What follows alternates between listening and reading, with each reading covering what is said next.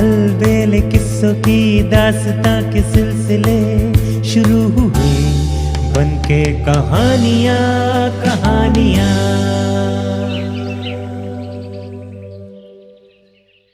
सिंहासन बत्तीसी, तीसरी पुतली की कहानी।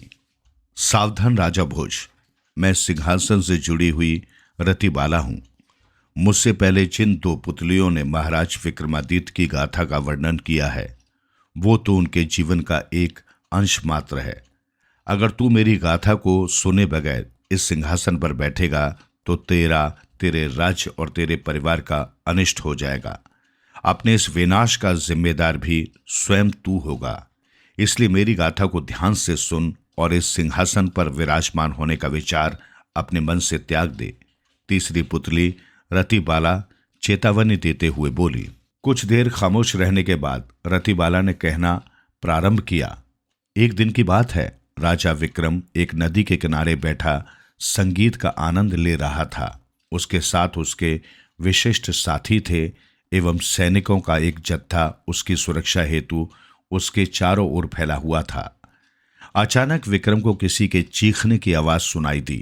है कोई वीर जो हम तीनों को डूबने से बचा ले। ये शब्द बार बार हवा में गूंजते हुए जब विक्रम के कानों में पड़े तो विक्रम ने संगीतकारों को हाथ उठाकर शांत रहने का आदेश दिया और ध्यानपूर्वक आवाज को सुनने की चेष्टा करने लगा। इस बार राजा के साथ साथ वहां उपस्थित सभी ने उस आवाज को सुना। है कोई वीर जो हम तीनों को डूबने से बचा ले। उस दर्दनाक आवाज को सुनकर सबने एक दूसरे की ओर देखा। विक्रम ने तुरंत एक सेवक को आदेश दिया, देखो कौन है जो डूब रहा है, उसे तुरंत सुरक्षा प्रदान करो। विक्रम के आदेश पर सेवक दौड़ता हुआ नदी के उस तट पर पहुंचा जहां से आवाज आ रही थी। वहां जाकर उसने देखा कि एक मर्द और एक औरत एक बच्चे के साथ नदी में कभी ऊपर को उठते हैं तो कभी नीचे की तरफ डुबकी लगाते हैं। मर्द जोर जोर से सहायता के लिए आवाज लगा रहा था।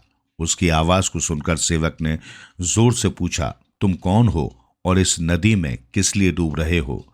हम राजा विक्रमादित्य की प्रजा हैं, परंतु अत्यधिक गरीब होने के कारण मैं अपने परिवार का पालन पोषण करने में असमर्थ था।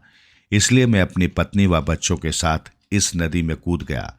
मेरा विचार अपने परिवार के साथ आत्महत्या करके इस गरीबी से पूर्ण जीवन से छुटकारा पाना था, परंतु अब मुझे ये विश्वास हो रहा है कि आत्महत्या करना कोई सरल कार्य नहीं है। इसके कारण मैं अपनी सहायता के लिए पुकार रहा हूं। सेवक के पीछे पीछे ही विक्रम स्वयं भी उस स्थान पर पहुंच चुका था जहां से वो आवाज आ रही थी। उसने भी उस डूबते हुए व्यक्ति की व्यथा सुन ली थी। राजा विक्रम यह सुनकर काफी शर्मिंदा हुआ कि उसकी प्रजा में कुछ लोग इतने गरीब और भूखे हैं कि आत्महत्या तक करने पर मजबूर हो गए। उसका मन आत्मग्लानि से भर गया। विक्रम फौरन ही नदी में कूद गया। अपनी रक्षा हेतु नदी के बीचों बीच विक्रम को पाकर वे तीनों भाव विभोर हो गए और भाववेश में आकर विक्रम से लिपट गए।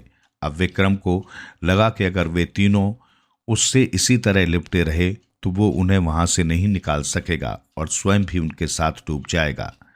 वो उनसे बार बार कहता है कि मुझे छोड़ दो, मैं तुम्हें बचा लूंगा, परंतु वे तीनों इतने ज्यादा भयभीत हो चुके थे कि उन्होंने विक्रम को नहीं छोड़ा। अथक प्रयास के बाद भी जब विक्रम को लगा कि अब मृत्यु निश्चित है, तब उसने अपने दोनों बल अगिया और बेताल को पुकारा। विक्रम की आवाज सुनकर उसके दोनों बल उपस्थित हो गए और स्थिति को भांपते हुए उन्होंने चारों को नदी से बाहर निकाल दिया। अपनी जान बचाने में विक्रम की सहायता के कारण वे तीनों विक्रम के पैरों में गिरकर उसका धन्यवाद करने लगे। विक्रम ने उन तीनों को अपने कदमों से उठाया और अपने साथ राजमहल ले गया। विक्रम के आदेश पर उन्हें भरपेट स्वादिष्ट भोजन कराया गया, पहनने के लिए सुंदर वस्त्र दिए गए और जब उन्हें विदा किया गया तब उनके साथ ढेर सारा धन था। अब वे गरीब नहीं रहे, वे अपना शेष जीवन सुखपूर्वक बिता सकते थे। वो तीनों राजा विक्रम की जय जयकार करते हुए महल से विदा हुए। राजा विक्रम ने अपने दरबार से उनको विदा करने के बाद ये ऐलान करवाया, मेरे राज्य में कोई भी व्यक्ति अगर इतना गरीब हो जिससे उसे खाने के लाले पड़ जाएं, तो वो मेरे लिए शर्म की बात है। इसलिए समस्त दरबारियों को यह आदेश दिया जाता है कि वो नगर के कोने कोने में घूमकर ये पता लगाने की चेष्टा करें कि कहीं कोई भूखा तो नहीं, कहीं कोई कपड़े से तंग तो नहीं। अगर कोई व्यक्ति ऐसा दिखाई देता है तो तुरंत राजकोष से उसकी सहायता करके उसकी गरीबी दूर की जाए। और यही नहीं, रतिबाला ने आगे कहा, राजा विक्रम स्वयं भी अपने राज्य में जगह जगह भेष बदलकर घूमता और गरीबों की यथासंभव मदद करता था। इसलिए हे राजा भोज, अगर तू समझता है कि तू विक्रमादित्य जितना दानी व प्रजापालक है तो बढ़ आगे और आसन ग्रहण कर। मगर कथा सुनने में इतनी देरी हो गई थी कि आज फिर शुभ मुहूर्त की घड़ी समाप्त हो चुकी थी और राजा भोज को अगले दिन के लिए इंतजार करना पड़ा। अगले दिन वो जैसे ही अपनी सिंहासन पर बैठने की इच्छा को पूर्ण करने के लिए आगे बढ़ा, ठीक उसी वक्त चौथी पुतली की आवाज पर उसके कदम रुक गए।